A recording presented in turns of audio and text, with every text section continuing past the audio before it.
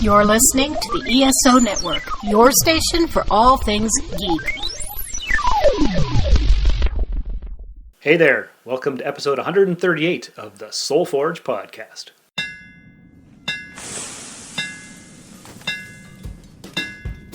Welcome to the Soul Forge, a place of silent mystery, quiet contemplation, and outright mayhem.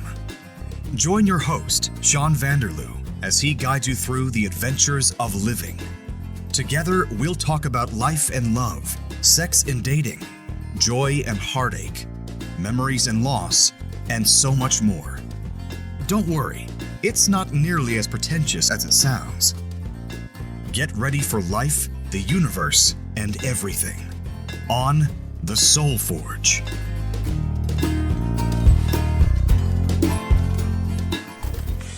Welcome to February, everybody. I'm your host, Sean, and with me today we have a special guest. Who are you? Oh, I'm me.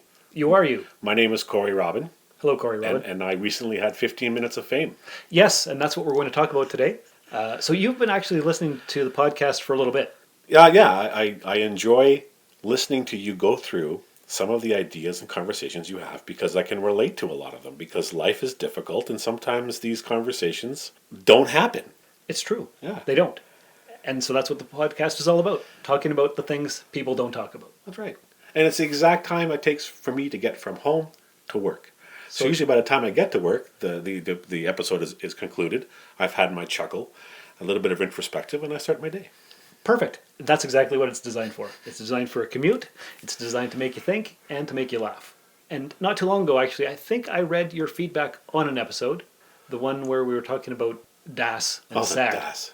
Yeah, so I was walking to work one day, and I'm listening to the Soul Forge. I usually listen a few days late, so Tuesday, I want to say. So I'm walking, I get up to the top, and at the end, it's like, and remember, SAD backward is DAS. Or no, DAS backward is, what did you say that? I think SAD spelled backwards is DAS, and DAS not good. And DAS not good. And I moaned or groaned, threw my head back in the air, and I was like, ah. And when I came back down, there was a lady standing in front of me. So it was awkward, and then I had to say something because rarely do I do anything and then something catches me like that off guard and gives me a response.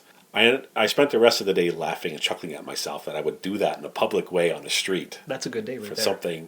Somebody chatting in my ear. It's hilarious. It's ridiculous. When I saw that, I was like, I have to share that. It's totally stupid, but it's funny. Yeah. And I cracked up when I saw it, so it had the desired effect.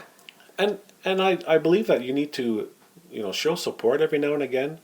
So I do provide feedback to other people I listen to. I have written not quite fan letters, but hey man, I really enjoyed that today. Keep up the good work.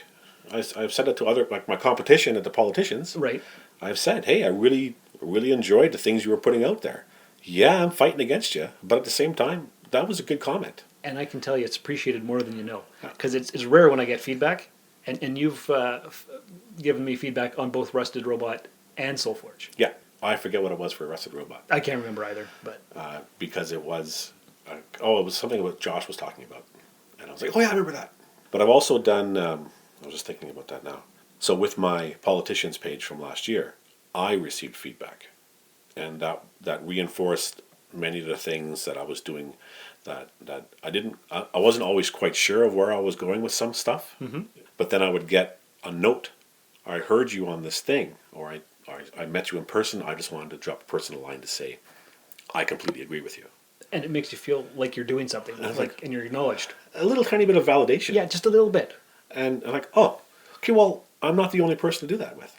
And it doesn't take a lot. Nope. Just recently with the Safer Streets meeting with the BIA downtown, which was January 8th, I made a comment. And after the comment was over and the question period was done, it was adjournment, I was approached by several people to say, we appreciated your comments. We appreciated, which is more fuel for the fire. Like, yeah, I'm on the right track. I'm doing the right thing. What I'm doing speaks to my heart and soul and what I want to do. And to have little birdies come and sit down on your shoulder and say, thank you. Because you said what I wanted to say, but I'm too afraid. Right. And we need people like that. Yeah. And you gave a perspective that I had no idea about. Or you come from a different place than us.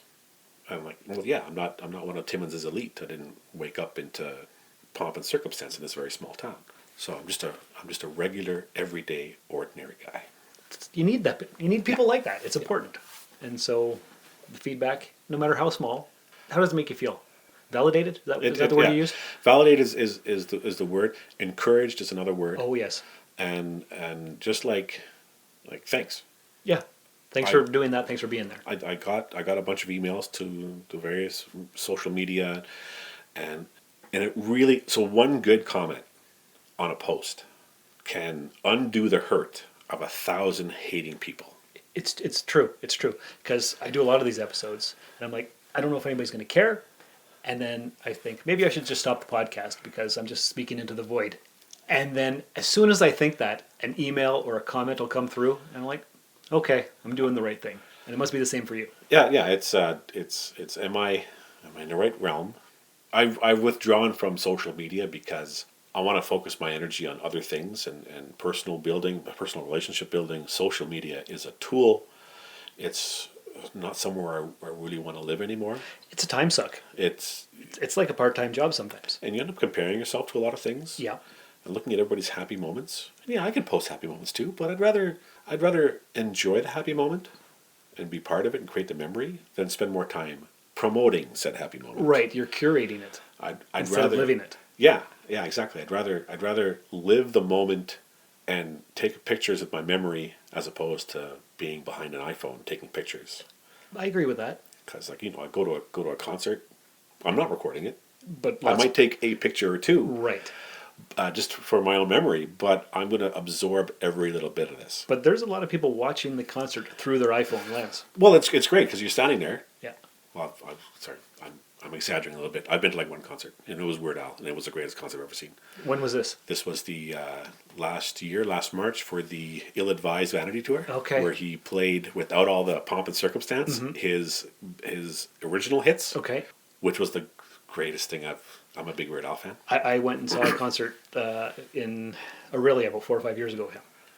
Yeah, and he probably the big production with ours was at a Danforth, and it was him and his band, and they were all just sitting down, chilling out, playing like "You Don't Love Me Anymore" and "Trigger Happy" and Mr. Frump's Iron Lung or Mr. Frump and the I don't know. But I could watch Weird Al do his thing. Yeah.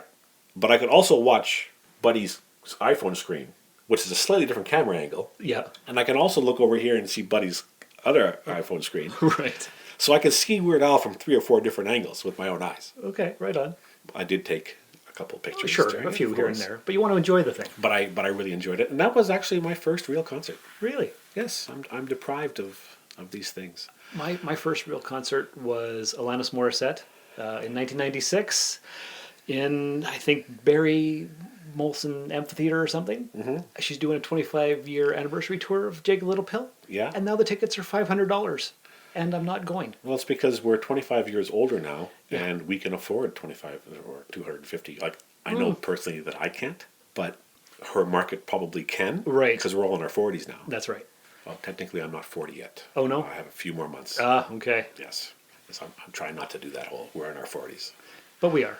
But I did get something cool. I guess cool is perspective. My optometrist told me that for my 40th birthday, I'm getting bifocals. Ooh, fun. Yeah. So I says, no, I'm not. And then I went back to work. Okay. So when I'm 42, I'll get bifocals. There you go. There you go. You got to wait a little bit. Yeah, that's true. It makes sense. So we're going to talk about a little bit about your brush with fame and a brief foray into politics. But before we do that, you know what now is a good time for? Now is a good time for another promo, for a promo. We love promos here on the ESO Network. Yeah, we do. Let's play one right here. Let's play one. Do it. This is a Nerdlanta flashback featuring comic book artist Lawson Chambers. Whenever people reboot things, there's this instinct to make it darker and grittier. Yeah. And they're like, we don't need to see a darker, grittier Sonic the Hedgehog. That is wild to me. That like, in our modern age, that a trailer for a movie could come out and fans could go, no, we hate the way that little blue man looks. Change it. New podcast episodes will be available soon. What did you think of that? It was awesome. Right? I'm going to sign up for that one. Why wouldn't you? Yes. Because they're amazing. Because I like geeky stuff. Mm-hmm. You wouldn't know it. No, I would have no idea. Yeah, but I don't know. I was the important person in the D&D club at school once upon a time. Is that right? That's right. I had the keys to the D&D club. You must have gotten all the ladies. I had all the ladies. All of them. All of them. There was 2, I think, in that room. That's great. I had to get them from the cafeteria to come over. Ooh. No, I'm kidding. Right. Yeah. No, it was a good group of us. I bet. Yeah. And didn't you say before we started recording that my co-host Josh from the Rusted Robot podcast was in your group? Yeah. That's how long I've known Josh. At least 20 years. So 20-something, since high school, and he was in that with his brother, and I had our friends, and there was probably about 8 or 9 of us playing something called Rifts Oh, yes. Okay. in the Palladium Sphere Megaverse. Oh, fancy. Yes, where you could yell, "Fire all the missiles," and you would fire all the missiles. And we would attack Terminators and stuff. Oh, nice. Yes. Yeah, I've never played that. No, it was pretty good. I actually converted all the characters from the Doom game into that universe Okay. because I'm an overachiever of some sort. Why not? Sure. Because you could. I could. Okay. Yeah. All right. So tell me about this whole political career that you tried to start. So I've always been loud spoken. I've always been a shy person, but I always have loud opinions. And I remember 2 summers ago, was it 3 summers ago? There was an event in town. The Timmins police shot a man on Gillies Lake, and he was from Cash. I think I remember that. Yes. And shortly thereafter, there was an incident with the Timmins police and the hospital where a nice old lady from Cash died. Oh. And we had the special investigator unit come in. And that was over the wintertime. And I started to think, okay, you know what we need in Timmins? We need an Aboriginal voice who is not afraid to be a target, not afraid to be that. So just for some background, Cash, It's Saskatchewan First Nation the First Nation Reserve. up north. Yes. And that's Cash and Fort Albany are together, but separate. So Cash is an offshoot of Fort Albany. There's politics there, and there's a bit of history that I don't really want to get into because I'm not 100% sure. Right. But that's my home nation. Okay. That's where my mother's from. That's where my grandmother's from. Okay. So having those events with that First Nation attached to it, I'm thinking, okay, we got to do something. It'd be nice to do something. I want to drive a conversation to address some of the racism. And then when the Ontario General Secretary of whatever her name was, she comes and says unequivocally, Timmins is racist. It has severe systemic racism in our town. And I don't think anybody would deny that. No. But a lot of people don't understand what systemic racism is.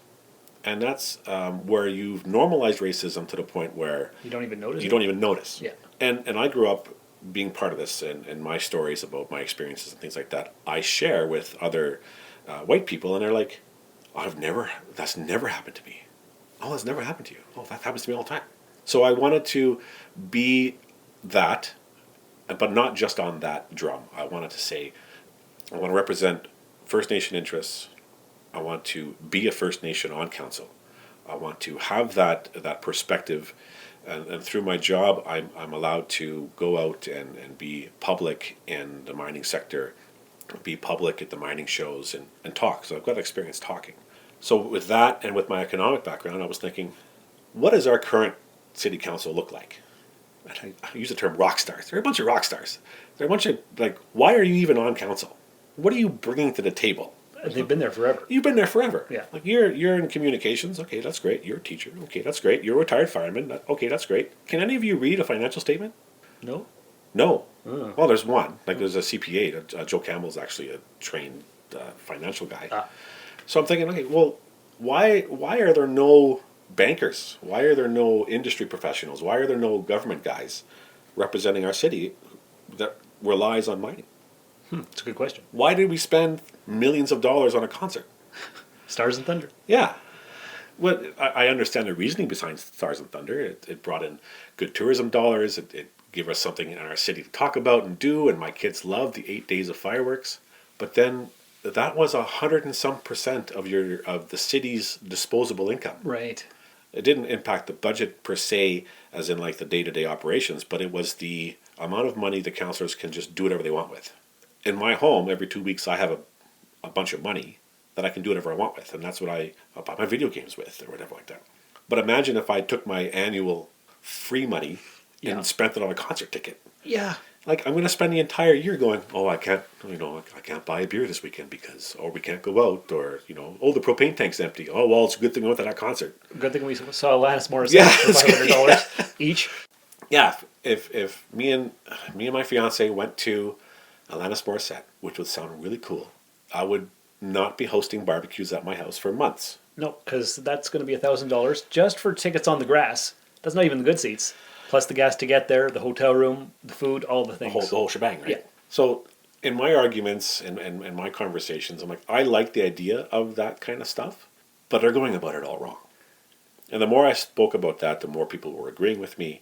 And so between that conversation of the variety of people on city council, the lack of really Indigenous involvement in city politics or the running of the city, where the money was going, and my pure ambition, can I actually do that?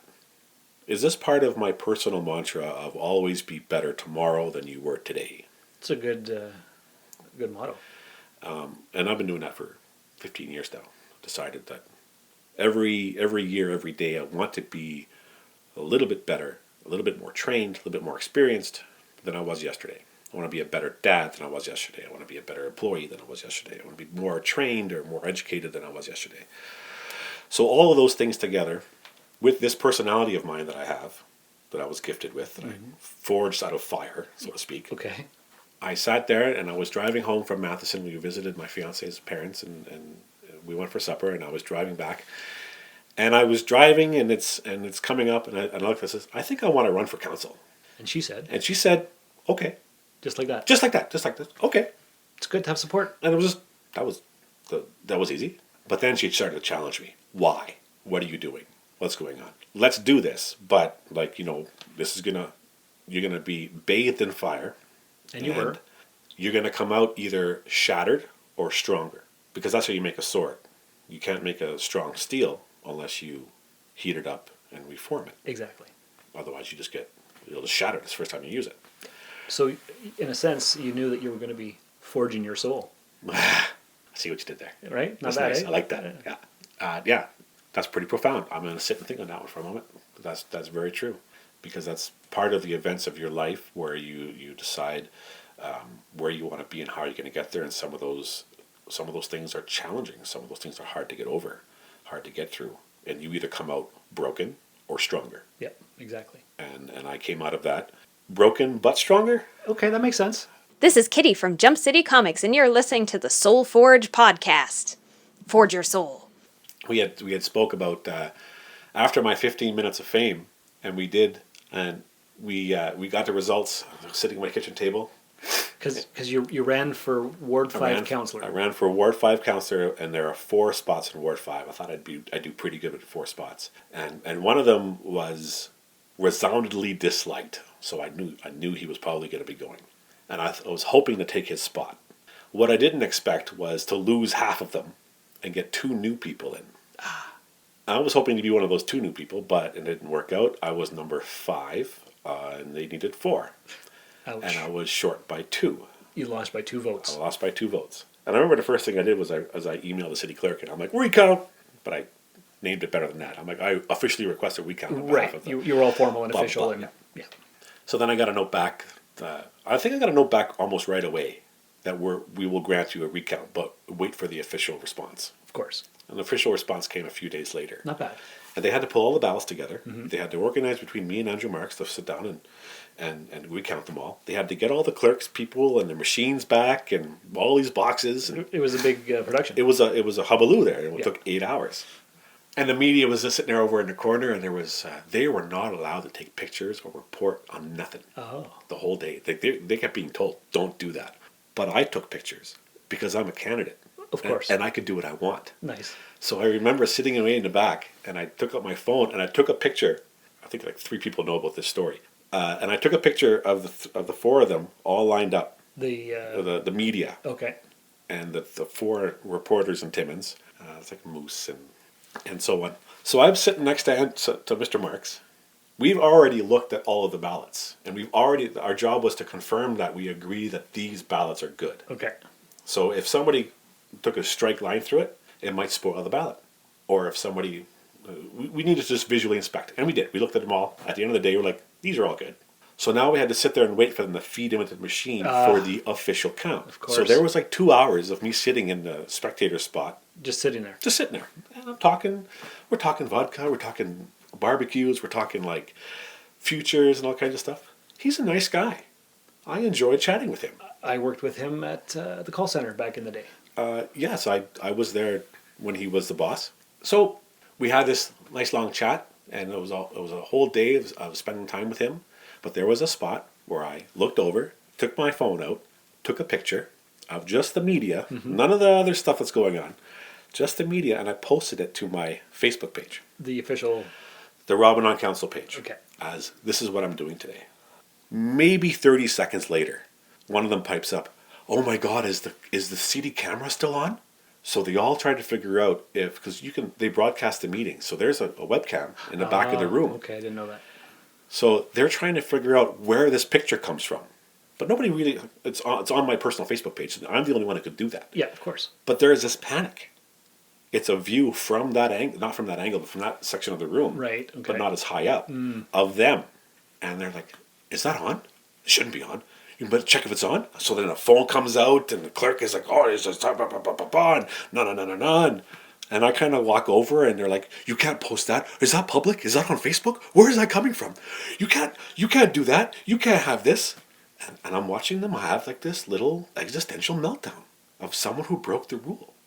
Because you couldn't take a picture of the process of recount. But you could take a picture of the people. But I took a picture of the reporters. Yeah. So I'm like, hey guys, hey, chill. It's me. What? I'm like, yeah, I took that. Because they were in danger of getting in serious trouble for putting a picture. Because they wouldn't be able to share it. Yes. Because so only I had it. Uh-huh. So I let it sit up there for a little while, and then I took it down because they were having a really hard time processing that. So I took it down just to, okay guys, relax. It's an in-joke picture. I'm just a candidate here. Yeah. This isn't as serious as you think. This isn't like... They were all freaking out. Oh yeah, it was hilarious. So when that was done, we put all the numbers in, and then it comes back going 25 and 2502. It's like 2540 something. I can't remember the exact number, but 2500 is a rounding. And he had 2 more than me. I shook his hand. I got my picture in the paper of me shaking his hand. That picture in the article is framed in my office. Nice. And then I left. And then he did his chats and his interviews and everything else. And then I left. And then the post 15 minutes of fame probably started about 3 or 4 days later after all that cycle was done. Because you had a huge campaign. I remember it. Like, you were all over social media. You were all over town. Your signs were everywhere. Yeah. We spent... the limit for spending before you have to get an official audit from an accountant is $10,000. Okay. So I spent like $9,500. Holy crap. And half of that was raised from regular people. Because I basically, hey, if I can get 100 people to give me $100, yeah, it's all paid for. Oh, yeah, for sure. But I got 50. 50 people? I got 30 people. And then some people actually, here's a bit more chunk, a bit more cash. So it wasn't all your own personal cash? About half. Okay, not bad. I think I ordered 2,000 signs. And that was $5,000. Oof. I think I ended up spending $700 just on Facebook spending. On the targeted advertising? Just on, sponsored post. Okay. Which was very effective. Tens of thousands of people. Oh, right on. Like seen it. Yep. Because Facebook tells you. Oh, I saw it all the time. It was incessant. Yeah. That's the job, right? Of course. It worked. $1,000 on radio. $1,000 in the press for that little thing at the bottom. Oh, yeah. All the time and work, and I don't know how to design those, so I had somebody else make them for me. And he did it for peanuts as a favor. Nice. Which was wonderful. Oh, for sure. So I did all that. I put my heart and soul into it, and then now I have to do... Lost by 2. Lost by 2, and now it's the end of that, and now 15 minutes of fame are over, and then what? And you'd been out there in the public for months or weeks. How long was the campaign? So I started, the election day was October 28th. Of which year? 2018. Okay. I started Aboriginal Day, I thought would be a good day to start, which was June 16th or something. I think that's right. Something like that, 2008. Yeah. 2nd or 3rd. Anyway, so almost 6 months. Okay, long enough. Of campaigning with my face everywhere. And yeah. I had booths and I was all over the place. Yeah, you were. I went from being no one to sidelong glances while I'm checking out for groceries now. Hey, I know your face. I know where you're from. I know who you're at. Yeah. And that's the aftermath of the 15 minutes. I'm trying to, I tried to withdraw back to being a regular dude, but I can't. And you still can't, even 2 years later? Yeah, it's not something that's going to come. I've put my face out there. Now everybody knows me. You're a public figure in And town. I'm a minor celebrity, and people know me because of that. Yeah. And when I withdrew from the politics was over, I'm involved in other boards now. I'm a board member with the Chamber of Commerce because again I'm involved in economic development and representing the businesses. I'm with the Northern Ontario Angels, which is again economic development. Okay. I work for an economic development agency, Anishinaabe Development Fund. I run Northern Ontario's biggest Aboriginal financing grant. Oh, really? So if you are a small business anywhere in Northern Ontario and you're Aboriginal and you want to see if there's any free money or programs for you, I'm the guy you call. That's good to know. Yeah. So all of that stuff. So I've removed myself from being out there in social media and out there and that kind of stuff. But I've decided that I'm going to be continuing to work towards the goal of making our city a better place, but not from a council perspective. And I don't want to campaign for 4 years. No. Do you think you'll run for council again eventually? Maybe. If the cards are lined up right now the way they were then, I think I will. Okay. I think I will. But it's not a guarantee. I did save my signs. Good call. So I put them all. They're in a spot in my basement. If I remember correctly, they were yellow and red. They were yellow and red. Yeah. That's the medicine wheel colors. Okay. And I didn't put Ward 5 on them. I didn't put the year. Good call. I didn't put nothing on them except my name, so that if it comes up again. Reuse them. Yep. See, I don't remember anybody else's color of signs, but I remember yours. That was effective. Yeah. Well, they were all very nondescript. Yes. Blue and white or red and white or. Yeah. Did you know it's extra money to have extra cards, extra colors on there? I didn't. Which I did not know. No. It's like, oh, you want another color on there? That's another 30 cents each. Whew. Oh, well, that works out to $300-400. Yeah. Yay! For one color. Yeah. Wow. Okay. So that's where I'm at now. I'm my 15 minutes of fame are up, but I'm still working hard towards trying to make our city a better place. Good. Somebody needs to. And if in 3 more years the stars are lined up the way they are, I will likely run again. Well, a lot can happen in 3 years. We'll see. Yeah. Kids will be a little bit older. Yep. I'll get to meet more exciting people like yourself, who I just met today. Yeah, like we've run into each other in the past, Uh-huh. but we never actually had a sit-down conversation. That's right. So That's right. a little bit of when I was your mailman, getting your signature for an item. Ran into you at the Northern Ontario Expo last year. Yeah, you introduced yourself to me at the expo. Yeah. And this was probably my first public appearance post defeat. Okay. And I just really wanted to be a monk with a really low robe. Yes. And I was there for the kids, but I couldn't put the mantle of being a politician on because it was broken. Right. And it took a long time for that to fabricate itself again. Of course, because you had put yourself out there. Yeah. And then, And then I come to terms. Yeah, there's a point where I accepted the loss, and like, okay, well that's the thing. Let's move on to the next big challenge, the next big exciting thing. yeah. And it was so close, you can't really consider it a loss. It was just 2 votes. I know. So I know. so close. No, it's like getting the difference between 99% and 98% on a test. That's right. Like that difference doesn't matter at this point. No. But those two were the difference between having a seat at the table and not. That's true. So while I took the loss as, oh my God, I got defeated, it was the worst thing ever, over time I realized that, I really did win. I just didn't win by enough. Exactly. And the guy after me was 1,000 votes different. See? So close. So I look at it no longer as I lost my bid for council. I look at it now as I won, but I didn't win by enough. Right. I was too shy of the extra win. And that happens. So That's a difference between going to sleep. So you reframed it in your Yeah, mind. yeah. Which is good. Yeah. And I'm really bad for ruminating over stuff. Of course. So I sit there and I go over everything over and over and over again. So No, once I can't relate to that at all. once I made that reframing in my mind of the result of that, I sleep a lot better and I can go through life and I can make conversations and when I'm stopped at the grocery store and talk about politics or I voted for you, I know how to say, thank you. I may need your support again, but I really appreciate your support. So it's been a lot of learning Oh yeah, on for how sure. to act in public and how to feel about everything. How to deal with anything. Yeah, How to deal with anything. You have social anxiety? Running for council cures that. I bet it does. No doubt. You have self-esteem problems?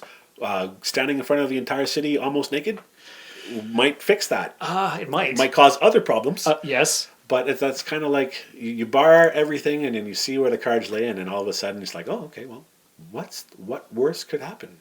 Not much. No. You expose yourself in front of everybody. Yeah. You put yourself out there. Yeah. And so, overall, all this time later, what is the one major takeaway that you have from this experience?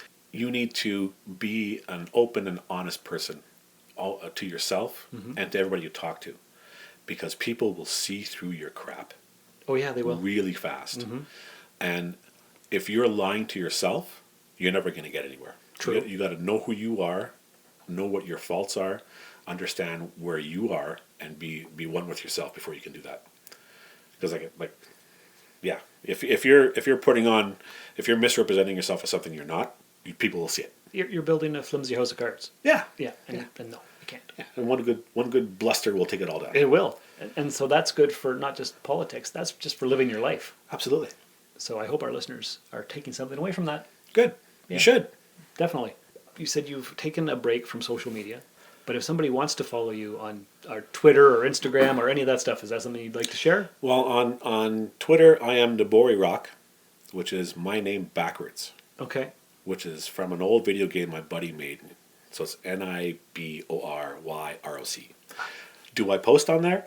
No. No. Sometimes, but it is there. I'm also on Facebook with Robin in the City. Robin in the I City. changed it from Robin on Council to Robin in the City. Okay. And those are my public Facebook stuff. Okay. But I'm kind of like they're still there. They're percolating, and if I need them, they're there. Right. And if I do, because I don't want to commit to anything, Yeah. but if I do upgrade my thinking to running again, then I'll reactivate those and they'll be full. So if you want to catch updates on what's going on in the coming months or the next couple of years, drop a like. Sounds good. All right. Well, thanks for coming by the Forge. Appreciate you telling your story. Thank you for having me. It was nice. I like it here. Yeah, it was a great conversation. We should have recorded the whole thing before we even started recording. Yeah, but then it would be all afternoon. That's true. That's true. So we shouldn't do that. But anyway, appreciate it. And listeners, thanks for coming by and listening to us chat about random things. Hope you took away a lot of stuff from it, because I sure did. Until next time, remember, take care of each other, have fun, and remember that no one can make you feel inferior without your consent. Absolutely. Thank you for listening to another episode of the Soul Forge podcast. Your support is greatly appreciated, and we hope you'll tune in again next time. Remember that you can visit soulforgepodcast.com for all of our social media links, and don't forget to share the show with everyone you know. The Soul Forge podcast is your best source for living your best life. Think about it. Do you enjoy pop culture? Of course you do. You're already listening to pop culture podcasts here on the ESO network. The Rusted Robot podcast discusses movies, trailers, TV shows, space and robot news, and so much more. Won't you please join us for a pop culture overload wherever you listen to podcasts? TheRustedRobot.podbean.com, a proud partner of the Soul Forge podcast here on the ESO network. The Rusted Robot Podcast. Think about it. This has been a broadcast of the ESO network. Be part of the crew and help support our shows by donating to our ESO Patreon or by shopping through Amazon.com or the TeePublic store, which can all be found at www.esonetwork.com. The ESO Network, your station for all things geek.